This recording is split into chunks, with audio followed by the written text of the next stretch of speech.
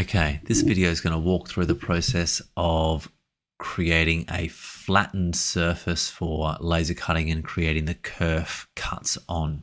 So I've done it for this one previously, but what we need to be able to do is be able to take that base, ideally the inside one, because the change in diameter, even on that 3mm difference, will impact the length and the accuracy of if you've got finger joints or holes or anything like that. So what we're going to be using is this little surface flatten over here.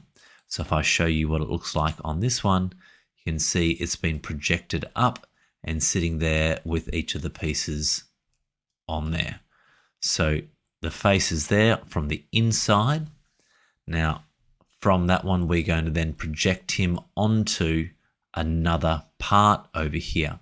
But before we do that, I'm going to show you on a simpler one without all this stuff here. So that's what we're going to do next. Okay, so here's my simplified kerf design that I want to do. So nice, just straight curve shape. It's got a cutout in the top for, let's say, the buttons, and that's ready to be able to work. Now, if you wanted to add extra detail or anything like that, you could, but this is not the forum for that. So what I've done already is I've added a plane off to the side, which probably isn't as helpful to be able to add my next part too. So from here, I want to be able to, if I wanted to insert that plane, I'd go insert reference geometry, and then I can add that through here. But for this guy here, I've got my curved piece there. I need to go into that as the first step. So I'm going to go edit that part. And I want to go then insert, surface, flatten. So then I can choose the faces that I want to be able to get. So for this case, I want all of those three through there. This gives me the option of what I want it to be able to bounce up from. So it needs to be, it won't let me choose that outside piece. It needs to be attached to it. So I'm going to go on this side. You can see then it projects up the flattened side. So that's happy days. I don't need anything else. That's happy days. I'm going to go tick. So now that creates a face for me to use there. What I want to be able to do next is I want to add another part on the face over here so that I'm able to project this off to and then create my flat piece.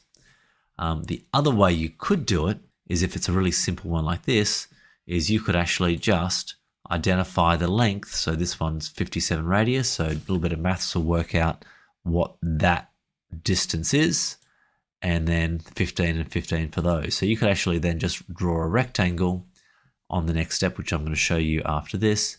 But if you've got some more complex bits, this is the process that will work for you. So I've got this guy here. I'm going to exit out of him, and I'm going to go a new part from here. So new part, I want him to be able to go onto that plane.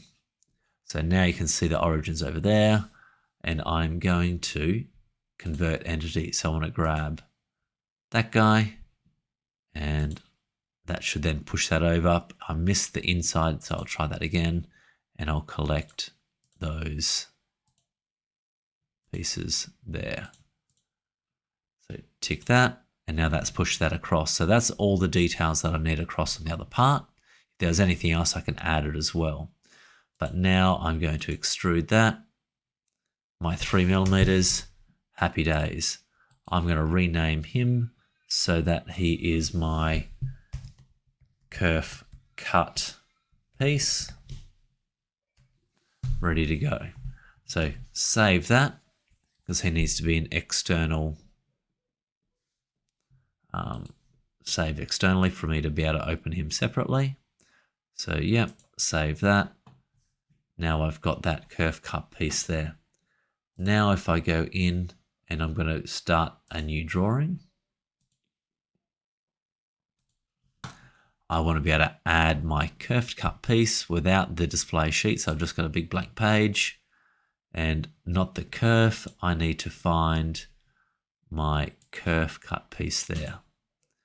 So then I'm going to drop him in. Doesn't matter whether it's horizontal or vertical. make sure that we are 1:1 for this case.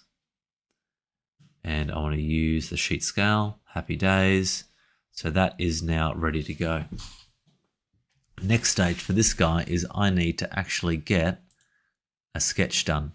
So if you've never added detail to a sketch before, it's very simple. So I could have added my drawing and then added the detail if I'd sort of did the calculations myself. But for me, I had that little bit of extra detail. I wanted to do it the other way. So he's there ready to go. Next step I want to do is work out what kerf design. So the simplest kerf design is obviously sort of having a straight line, a gap, and then another line. And then the next line is going to have sort of away from the edges, or these guys want to be to the edge. Okay, so adjust that up. I'm just going to delete that guy, that little one out of the middle. So something like that. We're going to even that up. So normally what I would do is work out my dimensions. So I'm going to start 3 from the edge. He's not going to let me do that, is he? Does he say that was driven? I want him.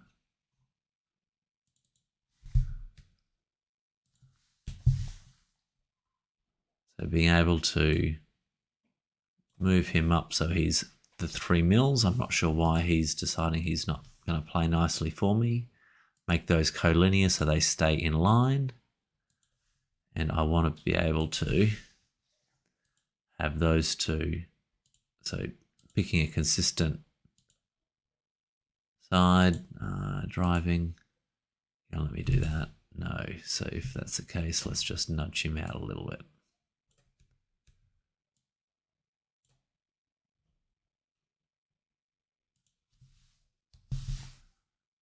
So set that up. I can do the next one through. It's always awesome when the demo doesn't go quite as planned. But get those lined up. I'm going to go between those two is going to be another 3. Again, you can choose what you want it to be. I can find the middle of this outside line here, which I think is there,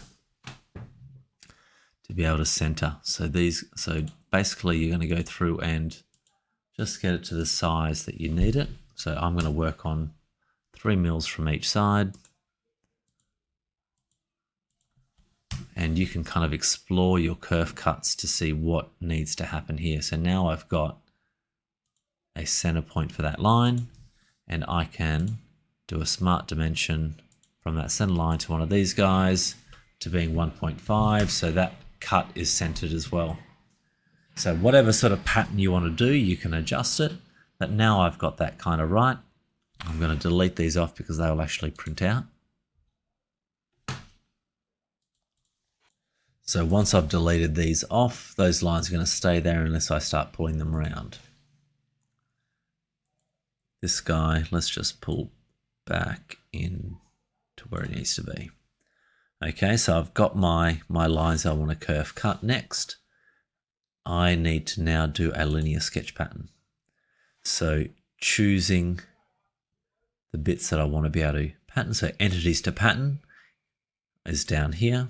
I want that one, and that one. I want to be able to go, in this case, down. So I'm going to increase that number there, flip him down, and to put that one back up to 1. So it's only going down. In this case, I know that I want it to go 6 because I've got mine 3 mil apart. So now I've got those guys ready to go. I could literally just keep increasing the numbers that we have. So you can see now those kerf cuts are filling up. Now, the next bit we need to do, if you've got details that you need to have a look at after this, is I've got details through here. So that's, I could just leave it like that and it goes up to the edge, but we probably want to have some sort of integrity to that. So I'm going to tick on that. I've got my lines here. What I'm going to do is I'm going to offset each of these. I'm going to keep my 3 mils. That's there. I'm going to tick him off. Now what I'm going to do is I'm actually going to make that a construction line. So construction geometry. So each of those becomes a construction geometry, or I can delete that out afterwards, and I can then trim the lines that I want. So get rid of the stuff in the middle.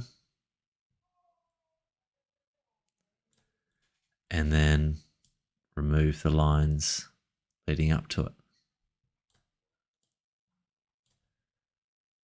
So I do that, and then I can get rid of that extra line around it.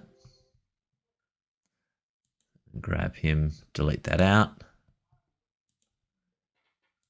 And then that gives me a solid edge here. If I wanted to actually have the cuts here, so this guy, obviously we don't want to go all the way through, but this one could potentially. But if we're going to be screwing or adding something in, having some rigidity through that middle part is probably not a bad thing.